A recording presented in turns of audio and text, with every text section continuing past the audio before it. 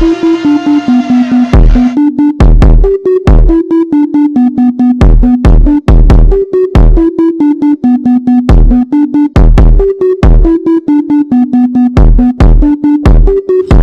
to BearatNight podcast with your host, Jurassic Parker.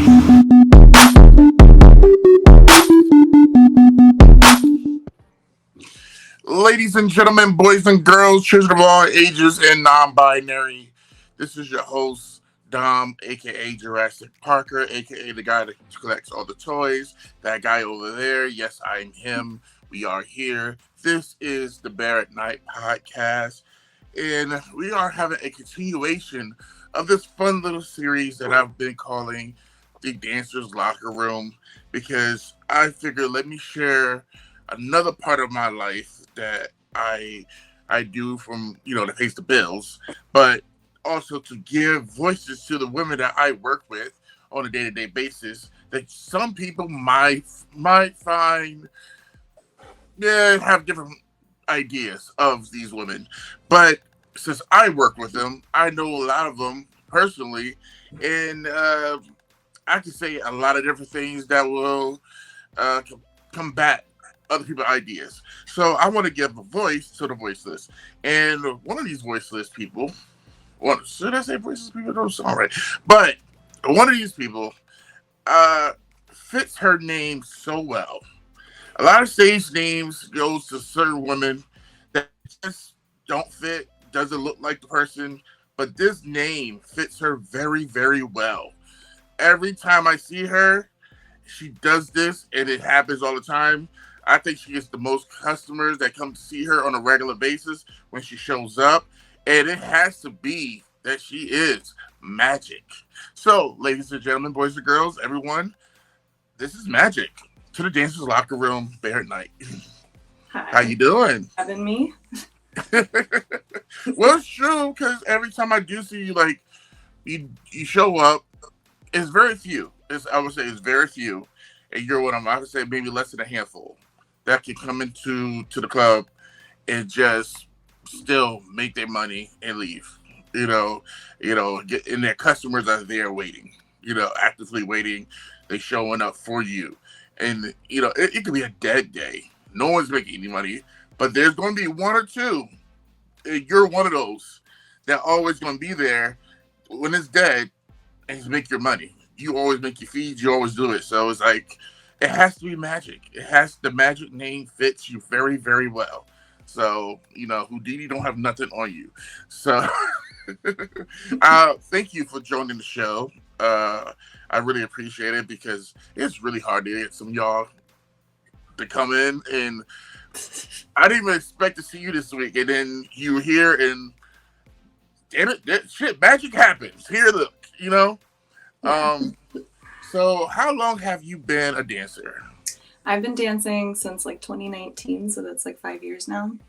Wow, okay. Yeah, well, doing this kind of dance. Before that, I did belly dance and ballet and Turkish and hip hop and a whole bunch of other actual dance practices. But I started dancing in adult clubs when I was 23. It was 2019. I don't know why I thought that you were you also used to be a go-go dancer as well. I was never a go-go dancer. I don't know why. Raved when I was growing up. I mean, I see some. I think it's bad, but I don't know. But that's dope. It's what made you get into from transitioning from regular dancing to adult dancing? Mm-hmm.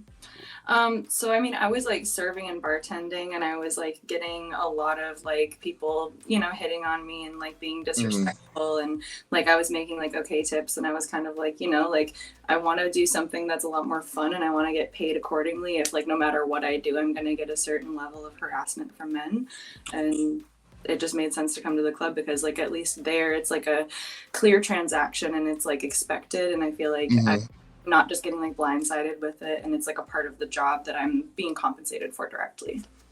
That's an interesting thing to say, with the job. So if you're doing your regular job and someone's grabbing your butt, it's hey, what are you doing? But then transition to the club lifestyle, job, and you expect it. So it's does it still feel It invasion of feels privacy. like signing up for it on purpose and like consenting to it before it happens, and like Mm-hmm. setting really clear boundaries, and like, you know, I'm not like blindsided by it. It's Right.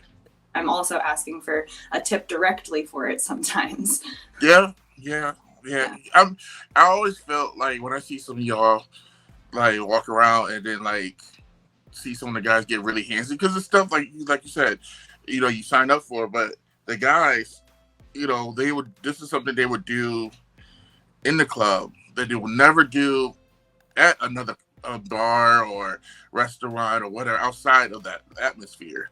You know, they'd be very handsy and stuff and grabby, and you know, you don't see that outside of that. You know, but they're like, oh, I got the right, I could do that here. You know, I could touch you and all that. You know, so I mean, do you still feel like? Do you ever still get a moment where you feel like, I don't like this one.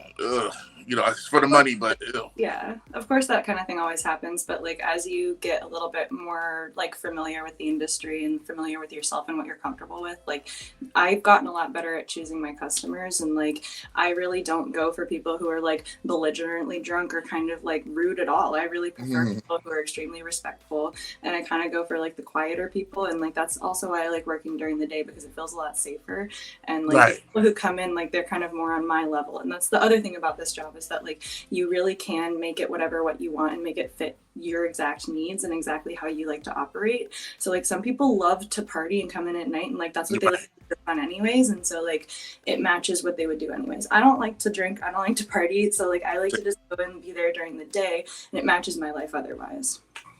Yeah, I have come to find, especially now, like a lot of the older guys show up in the daytime, and I get the most BS is that night because you got the younger crowd coming there, and you know you got a whole hoopla going on. But the older guys, the regulars, we call them, most of them, you know, they show up and they're never an issue. They're never, you know, it's very far in between that we have an issue with people. Maybe they get a little too drunk, but for the most part, they're really easy to deal with. You know, they just come in, get their dance, and go. Let's see here.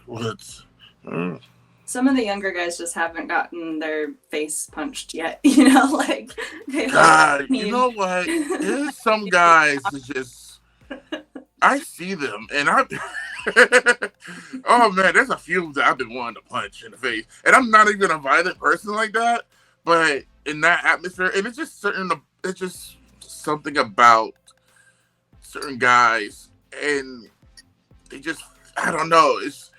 I don't know. For me, when I see y'all, I was like, don't be touching my girl. Don't talk to a girl like that. Don't do it. And it's not like my girlfriend type, like, no.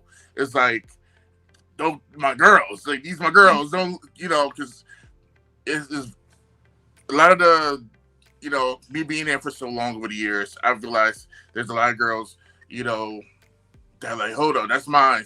That's my girl. Hold up. You better be treating her right. You know, it's like, I don't want nothing to happen to you guys. You know, so I'd be overprotective sometimes. I'm like, hold up, I know how this person is outside of here, so they won't really like that. So hold up, like, let me make sure I check this person before they try to do something and it goes awry. You know, so you know that's why I be making sure you guys get to the cars and all that, and it's just a safety protocol. You know, that's just saying, oh, I'm in love with somebody. No, this is my girl. Like, this is my family. You know, like, no, hell no, because I feel like you build a relationship with people over the years, especially as long as I've been there, and you just don't want nothing to happen. And some of these guys get really touchy feely, and I gotta be that. Sometimes I forget and be like, instead of hey, stop touching, I'm like, hey, get the fuck off, you know, because I don't want nothing to happen. I'm like, show some respect. That could be your mom and sister, whatever. So, what's the weirdest custom you ever had? I know you had them. I've ever had. Give me like another qualifier for weird, because like everybody's super weird in their own way. Mean, we could go weird in a lot, like good weird, bad weird, like. Well, let's say good weird is kind of more fun. Good weird, like I've seen the guy. I don't have seen him so long, but he can measure your foot like he measures your feet, whatever, and he can tell how he can tell your weight by just looking at you and drawing the outline of your feet. He's I've a never little. met that guy. That guy sounds cool. He's funny. He's a funny guy. Super little nice Asian guy, little older Asian guy. He'll draw your feet. He'll like get an outline of your feet, whatever, and just draw it. And then he'll look at you and like exactly know exactly how much weight that you are, how much your weight. And then also he likes to get walked on. So that was another thing. But he's a fun guy. He's a cool guy. He comes in once in a blue moon, but gets walked on and then he leaves. It's a weird thing. Have you had that type of weird I mean, customer? I think like your definition of weird changes once you kind of see it all, and like I've definitely seen a whole lot of like interesting kinks and interesting like interests and like things that people like. I mean, like I've had people who want me to be really, really like nice to them for exactly half of our time and then really mean to them for exactly half of our time. I've had people who like definitely like to be walked on and like want me to walk on them with like absolutely full force. I've had somebody who like he wanted me to like hold his whole paycheck, and then like he would have to earn money back for his food and bills and expenses. Wow. Yeah, there's a whole lot of different power play things that like I feel like that's fun that I have. So you're saying you can also get into dominatrix too? Because Absolutely. I mean, have you tried that once at all? I mean, that is like a huge part of what I do. It just depends. Like a lot of the guys that I meet in Connecticut in particular, like are very vanilla, even if they think they're into kink. And so like it really just involves like telling them to like do whatever pleases me, and usually that's just like massage my feet. And like, the restrictions of the club, like I'm not trying to go any further than like just like, little tiny things like that. But like sometimes I'll make them like act like a dog. I'll make them like crawl around on the floor and like be my horsey. I'll like ride on their back. Oh wow. Wow. Yeah. Wow.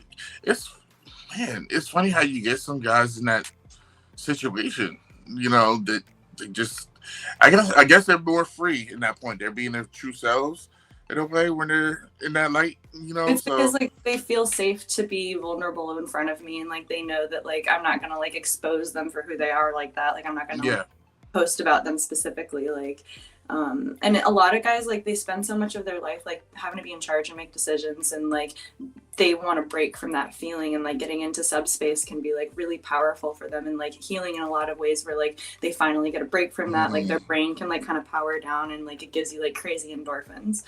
In a lot of like I feel like I'm helping people like meet their needs, and not just like of course it's a luxury service that is really expensive, but it's also people come there for a reason, like people come to like a hairstylist because they want like, service, people come to a lawyer because they need that specific kind of advice and service, and like a therapist for similar reasons. I'm just a different kind of therapist. That's what I was just about to say. It's like a therapy. Like they come to you because they can let their guard down. They can, whatever they could be a big, strong boss person in the real world, but then they come to you, they just let let down their guard, and like you take control. And I can say it probably is a therapeutic thing for them. They can just release all that aggression. They can just oh, Magic's here, she's gonna help me, she's gonna save the day for me, and then they go back out being a boss and all that stuff. Who knows? And like, sometimes people just need to feel like desired and wanted. It like gives them this huge boost to the rest of their life, and then they can go out in the world and like have like big dick energy. Like they just did some studies on like how like people who have big dick energy like move through the world a different way, like feel like they do better at work, they do better in their personal lives. And like if I can give somebody just that like little bit of a boost to feel better about themselves, like that's suicide prevention. Like, dude, there is something about that little bit of encouragement from a woman to a man that was just send a guy to the highest level. And it don't have to be a sexual thing. It could be just you verbally telling them whatever they need to hear to get them to the next level, and they feel like they're king of the world. Like, I don't know if you've seen this video. It was like on Instagram, like this husband and wife. She just like, oh, you look really good today, and he wasn't expecting it. And he's like, really? He's like, yeah, you look really good today. I like your shirt. And he start in the background, he started to feel himself and like, oh, his chest started to poke out a little bit more. He started to feel a little bit like, oh wow, okay. And it's like she writes, she's like, I should give him more compliments. I should give him more compliments daily, just Yeah. because he's looking like that. And it's true, like, you know, it goes a long way. And I see you give the girlfriend experience. So, you know, these guys never leave out like sad. They always feel like a complete person, you know. So yeah, they might never get to have sex with me or like see me outside of the club, but like I give them, like, I'm not lying to them when I'm like reflecting for them, you know, like they come to me because I give them an honest reflection, and like I'm not gonna like tell them every single tiny little thing I don't like about them or like whatever right. they want me to hear, but like I can give them like a positive reflection that like makes them feel really good about themselves, that's based on reality, and I'm not just like, oh my God, you have beautiful eyes and like strong. Like I'm actually like getting to know them and like giving them feedback that makes them like know the parts of themselves that they should be proud of, that like a lot of guys like they aren't close with people, like they don't know how to open up. Yes. Even with their best friends, even with their family, even with people who know them best, like sometimes I know people better than anybody else in their life, and it's a big secret. And like sometimes like I want to help people more, and like all I can do is just like give them the reflection I can, you know. And you know what, you don't have to have a sexual situation to make an impact on somebody. Like you doing like the being there, just like the simple touch, just the verbal, you know, empowerment, that goes a long way. That's the most impactful thing to a person's psyche. That, you know, how people told me that they haven't been touched, like even just like me like rubbing their shoulder or like touching their neck or their cheek or something, like they say like nobody's touched me like this in a decade, nobody's touched me in months, nobody's given me a hug in months, and like we're social beings and we like require a certain amount of contact, and there's like a touch deficit happening in this world. Well, I would say especially with the lockdown that happened, you know, with COVID, like I never knew that I was such a touchy person until that happened. And I'm like, oh my God, I'm like, I need some type of confirmation. Like I didn't realize until like maybe towards like 2-3 weeks in. It's like, oh my God, that's what I'm missing. It's that, you know, just a simple touch, nothing crazy, but just a simple touch. You know, it's like, oh my God, you know, and it goes a long way. Yeah, it goes a long way. It's crazy how the body, the mind works and stuff. Speaking of that type of thing, has there ever been a customer that you're actually attracted to, that you like actually wanted to like, hey, like, what are you doing after this? Like, you want to get something to eat or something? Like, have you ever been attracted to a customer? There have been moments when like I was dancing with a guy that I was really attracted to, and like the dance itself was particularly enjoyable because I was into him just as much as he was into me. And like the best moments are when those guys also still respect my boundaries during the dance and like don't push it past what's allowed at the club. Right. But, you know, I think about it after, and like I've never like met up with somebody like right after work or something like that. Like I've always been in the camp of like, you know what, like if it's worth it, it's worth waiting for. And like, I would like to get to know somebody first. I'm like a relationship kind of girl. I don't just do hookups like that. And like almost everybody that I've met from the club, if I've spent the time to try to get to know them, they show me that they're not really the kind of person that I would like to be with. But you know, like, I'm not saying that it's like an exclusive thing. Like I'm there. So obviously like maybe I could find somebody that I could relate to, because anybody can walk into the club. It's not just like only a certain kind of person walks in the club, for both dancers and customers. I just don't think that it's really like the environment where I'm going to find somebody that's interested in like more of a long-term relationship connection that I'm looking for. People come to the club because they want to be seen how they want to be seen. It's a house of fun mirrors, and so like customers come there to peacock sometimes and show off, and that's a lot of those boost, and it's more about them feeling a certain way rather than them like seeking another person that they can really see. It's like a lot of people who come to the club don't know how to love themselves, both dancers and customers. That's true. Yes, I've seen that. Yes. That's so like, I know how to love myself, and I'm not really expecting to find a guy who knows how to love himself at the strip club. Now, have you had relationships like from the outside, like they actively know that you're a dancer? Like, I was dating somebody when I first started dancing who like she did not like it very much, and up. And then I dated other people after that who like they really didn't care, but sometimes like it would come up in a way where I would realize that like, oh, actually like they were lying and they do care. I've only dated like one or two people since I started dancing that like really understood what it was about and like didn't make me feel weird about it. But it's a really big ask, you know, like a lot of guys, like I even had a preconceived notion about what the strip club was before I started working at one. I thought that everybody had sex there. I didn't know there was a real distinction. Yeah, because people assume. Well, I mean, everybody, even I did at one point. Like, even when I first started working there, before I got the job, like, no, when I got the job, and I was like iffy about it, and then I was like kind of embarrassed, like when I did get it, and I'm like, my brother told me, he's like, "Is he gonna pay your bills?" And I'm like, "Yeah." He's like, "Who gives a fuck?" So that was it. That was it for me. And it was like, okay, but that preconceived notion that people have that we have on the outside looking in and not really knowing and stuff and know the distinction of, oh no, that's a brothel, this is a strip club, this is, you know, this two different things. Now you do have some women that will screw it up for others, you know, that don't understand that line, but for the most part, everybody gets it, you know, like everybody understands. That's why I always also tell customers, certain customers especially, I don't know where other clubs you've been to before or what you have done before, but you can't do none of that here. Yeah. You know, I make sure because people like to talk. So people assume, oh, I heard this happen and I heard this happen. Yeah, that happened at that place over there or whatever, but it's not going to happen here. We don't do that here, you know, so. Yeah. A lot of places that happens.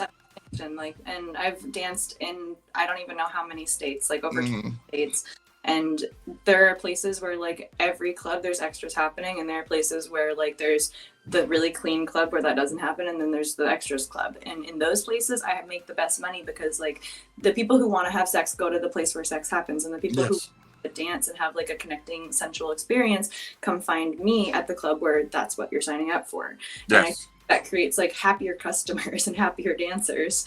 But like, you know, at the same time, people are going to do what they're going to do. Now, you say, you know, traveled and stuff, and I know you do travel. What has been the best state that you worked at, like, you know, that you really enjoyed, and what's like the least like spot that you was at? There are two least favorite spots for two different reasons. I really personally don't like dancing in Miami because and I don't like staying up late, and I don't like being around tobacco and hookah smoke, and I don't like loud bright lights and like music, and it's like too much for me. It's like way too overstimulating, and like I don't have a big booty, you know, like I can move my booty but it doesn't shake like really big ones do, and I feel like that's a lot of the attraction in Miami. And like, not that I couldn't make money there, it's just an environment I don't feel super comfortable in, and I would rather avoid it. And California I have a really hard time with because of the law AB5 that it applies to Uber drivers and DoorDash drivers and stuff like that, and that's who it was designed for. But the way the fine print is, it's all independent contractors in California. So like it kind of eliminated dancers as independent contractors. Like dancers in California now have to be employees, and that means that, you know, it's great for the Uber drivers and Lyft drivers and all them, like they actually get benefits now. Dancers don't get benefits. Dancers don't get health insurance. We don't get all that good stuff. We don't get time off. We don't get paid time off. So like even as a dancer in California, they were taking, so it cost $150 to work every night. So it's all the clubs in LA are owned by Spearmint Rhino, almost all of them. Like Dames and Games, Blue Zebra, Cali Girls, they're all affiliates of Spearmint Rhino. And so you think you're going to a new club, but you're not. It costs $150 to work typically at most of these clubs. And then they take 50% of all of your dances and stuff. So like a dance is $50 and you keep $25. But on top of that, there's required tip out. They say it's not required, but it really is. It's enforced. You'll get fired or you won't get scheduled if you don't tip properly. So I had to tip $1 to every member of staff per song I danced.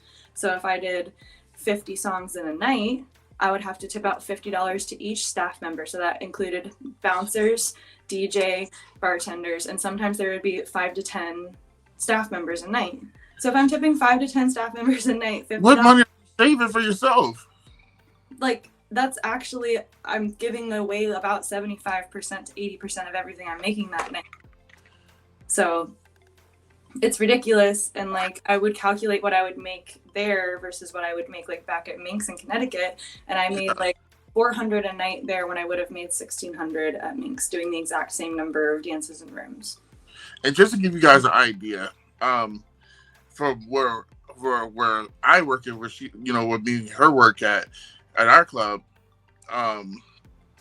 like the tips is different. Like you can tip the bouncers if you want to, you know, especially I would say if they're actually doing their job, they're looking out and, you know, walk to the car, all that stuff. You can do it if you want to. You know, it's not enforced, but it's nice if you do. But at the same time, it's not enforced. So I always tell the guys, don't go, because sometimes we had a thing where the guys got one tip and then they start to going to like get it all the time. And it doesn't work like that. It's like you should not be looking for it to happen. If it happens, it does. Oh, cool, nice surprise. But if it don't, it don't. You know, you just still do your job, get the person to their car, make sure they leave safely, make sure there's nobody looking that they're about to tail anybody, but you still do your job, you know. And I've seen guys literally like not walk out a girl to their car because they don't tip. And it's like, screw the tip. It's all about safety. This is part of your job. Do the job, you know. But if it's a mandatory thing like that, I don't think, if it was like that here, I don't think anybody would want to work. I agree, but personally, like, I believe in the philosophy of like tipping like you mean it, and like I like to ask for things, so I like to take care of people, so I know that things will be done. And like, I need somebody to like grab something from my car pretty often, or put something in my car, or I need somebody to like, you know, just keep an eye on me during my dance because I know this customer might be difficult, or like, I really like it when a guy carries my bag to my car so I don't have to carry it. And like little things like that, like I know will more likely happen if I take care of them ahead of time. Right. Like, hey, I actually mean business and I appreciate you. Right. Kind of like putting in what you want out of it. And a lot of dancers don't see that, because there are some places that I've worked where you tip people because it's required and they don't really treat you any differently even if you tip them well. And like, I love the club in Connecticut where we work because it is always like that, where like if I take care of somebody, they go above and beyond to take care of me, because not very many girls think that way. No, I mean, it's true, but like I said, like you're from, I would say not old school, but it's like you have like that, well, in a way, kind of like explaining how you go to sleep and stuff. You're kind of like an old little lady, honestly. Exactly. You know, in a young body. so you got the old school mentality in a way, versus some of the younger girls that's in it that just don't think at all. So it's like, I know the guys don't mind helping you out at all either. So, you know, especially management and whatever too. So they look out for you and everything. But I think it's also a thing where like a lot of people view this as a party environment and they don't realize are working, and like it is really good to speak respectfully and treat your coworkers like they are doing something that's helping you, because we're all a big team at the end of the day. It's not like us versus each other. It should be like us getting ready to like take on this massive customers. And like, and also the attitude and how you carry yourself. You do that very well, versus what I've seen some other people that don't do it very well, and it's just kind of like it puts a bad taste in some people's mouths. It's like, oh, and it kind of puts some girls in the other category, like, okay, so, you know, we got to watch out for this one, or make sure that, you know, because it's more on the negative side. It's like, oh, there might be a problem somehow. But when you come in the building, we already know, Baxter's here. Oh, she's fine. She's not gonna be an issue at all. We don't have to worry about her starting no fights with nobody. We got to worry about her arguing with anybody, or like throwing anything. She's fine, or even getting drunk. That's the thing. Oh my god, you know. So we don't have to worry about too much. And you know, you come in, you do your job, you're out. So you already said your least. What is your best? What's the state that you like the most?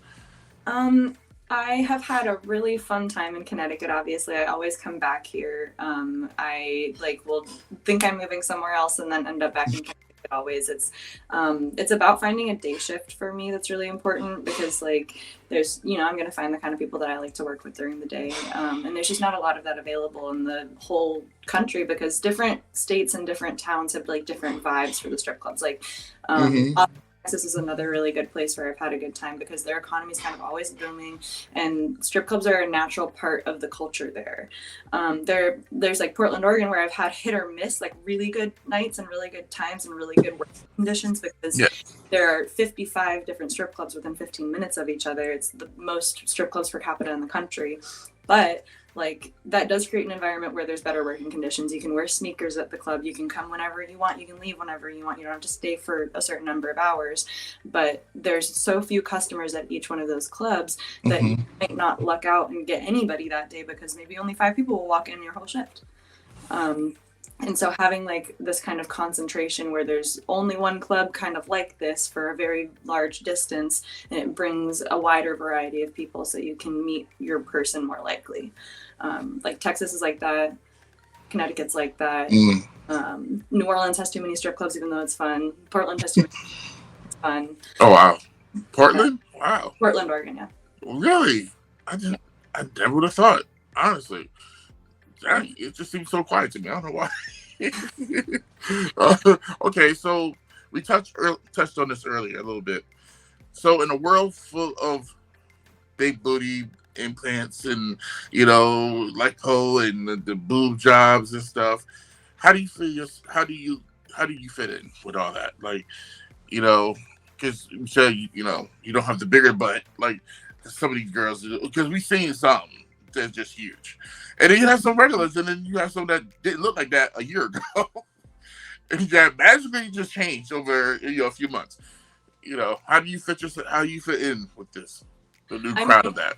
I personally think that like whatever makes somebody happy is what they should do. And like if getting surgery makes people happy and that's like what they want, then like I'm all for it. Like, Have you ever felt tempted? I feel like, sometimes I have thoughts about getting a boob job. Like, I really like my body the way that it is. I think that I've like lucked out in a lot of ways. Like, I have always been really athletic. Like, I feel like I have like a really good like boob to butt ratio. But I think like being around a lot of my friends who have like much bigger titties and like boob jobs, like it just makes me compare myself. It's not that I think that my boobs look bad at all. It's just that like I appreciate the aesthetic, and now I start and get tempted. But at the end of the day, all I think I need to do is gain a little bit of weight and I'll love my body even more. Okay. Now now we also have the surges, especially with OnlyFans, that happen. I would say, especially since COVID happened. How do you? What's your take on OnlyFans? Just on OnlyFans in general. Yeah, just in general. Like, how do you feel about it? Like, have you worked on? Have you worked on OnlyFans before? Do you still do it? What? I like OnlyFans. I use it. I have a site, onlyfans.com/magica with 3 A's at the end. It is a great way to have passive income so that I can travel and like do what I need to do. And like, if that's kind of like how I have my security and my insurance is like, I know that I have like a fairly consistent amount that's coming in every month because I have consistent subscribers and people who I like maintain relationships with on there. And I don't have an issue with like people in my family or my personal life finding out, because like I don't really have a relationship with my family, and like everybody in my personal life knows me and like myself. So I don't have fears about like being found out or something like that. I've had my stuff leaked. I've like walked up to the bar at the club and like seen people watching my videos and sharing them like with each other at the bar, and like really, like it was frustrating at first, but there's a certain thing that you have to realize when you put something on the internet, it's 100% out of your control. You can't control it anymore. Once it's there, it's a choice, it's out there. And like any image, anybody can print it out, anybody can do anything with it. And so you have to have that certain level of acceptance when you're doing stuff like this. True. That you actually, at the end of the day, can't stop it, no matter what legal measures you take, no matter what kind of like website you use to try to catch any leaks, it might happen. And so like, don't get into it unless you can accept that kind of risk. But if you can, I think that everybody should have one. And I think that even if you're not posting on it actively, you should have it up, because like even there are months when I'm not really engaged on it, I'm not really talking posting, and I still make a couple $100, and like that is my car payment. That's helpful. That's still works right in my savings. And even if I'm not working for, like, who would say no to a free couple $100 a month from work you've already put in, and all it takes is just leaving the website up. All right, so I'm gonna be on OnlyFans now. Exactly. And you never really know who's going to be into it and who's going to find you. And you don't have to do exclusively sexual content. You can make it literally anything you want. OnlyFans itself promotes people who are doing like DIY home building stuff, how to cook, like how to do comedy. Like it's a lot of how-to stuff is what they're trying But at the same time, now I think with the influx of like everyone using it for the other reasons, I mean, people like OnlyFans is only being looked at as one like pretty much like it's like you have Pornhub and then you got OnlyFans.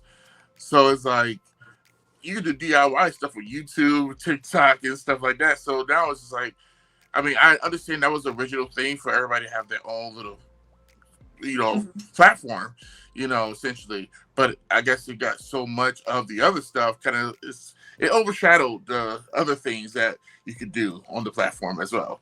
So, but I mean, like FOSTA SESTA happened and made it so that like we can't just post anything on the internet anymore. And FOSTA SESTA basically makes it so that like the website hosting material is responsible for the material. So like nice. Facebook is responsible for whatever I post instead of me Right. being responsible for it. And so like that made it so like all adult content got like shifted into these really narrow avenues. And OnlyFans does biometric scans of my face and makes sure that I'm me in my videos. And like anytime that like another person has ever been in my video, it gives me like you need to get a permission slip. And so it really makes sure that like everybody's 18, everybody's consenting. On my screen That's awesome. I never knew that. That's really dope. Wow. Like the difficult part about that is that like if you wanted to run your own website, you would have to keep track of so much more information for like your transactions than you would for a website. And like that's why OnlyFans kind of has a monopoly on it, and I don't love that. Right. But dang. Well, last question. Mm-hmm. With advice would you give a young up and coming dancer or somebody who's thinking about dancing? What kind of advice would you give them? Anyone, guy or girl, that wants to take a step. Like, I think I might want to try this. What advice would you give them? I think getting into sex work in general and dancing specifically, it's really, really important for it to not completely take over your life and to continue to do other things in your life that are like enriching to you, because it's really easy to get a lot of like dopamine and excitement from like making fast money and like being in this party environment where people know you. Like there's a lot of good stimulation there that like can distract you from like looking for that in other places in your life. I think it's really important to do sales training and to work on your lines and work on how you talk to people outside of work. Because if you come to work unprepared and don't really know what to do and you don't really know what to say and you're just like being awkward and treating this like a weird dating scenario, right, you're going to be led astray every time. But if you know what you're going to say and you know what you're going to do and you know how you're going to lead the conversation, you can always be in control of the sales, and you can always make sure like, you know what, I'm going to walk into work and make this amount every single day and have that security for yourself. If you treat it like a job, it'll pay like one. I like that. I like especially the sales part, because you are selling, you promoting yourself to get a dance and stuff, and a lot of people don't know that, don't understand that. So I love that you put that in there. That's good. That's good stuff. I would also say limit your alcohol consumption as much as you can possibly, because it really affect you over time and it'll make you more in control and keep you safer. Alcohol and substances, just limit as much as you can. True. I'm with that too. Yes, I agree. I totally agree. Where can the people find you if they ever want to see you or, look you up? People can find me on Instagram at Magica. So it's 3 A's at the end of Magica and then a dot and an A. And on OnlyFans at onlyfans.com/Magica with 3 A's at the end. Well, you heard it here, folks. You know where to find her, and you know where to find me for next week. This has been great. I want to say thank you so much, Magic, for showing up and being here and sharing your story. It's been amazing. It's been magic. Thank you so much for having me on. It's been fun. Thank you so much, guys. Comment down below and all the good stuff, and follow all the platforms. You know what to do, and rate the show. Let people know what you think of the show. Yes. So, for all things to say, bear it all. Be yourself. This is the BearatNight podcast. See you guys next week. Peace. Thanks. You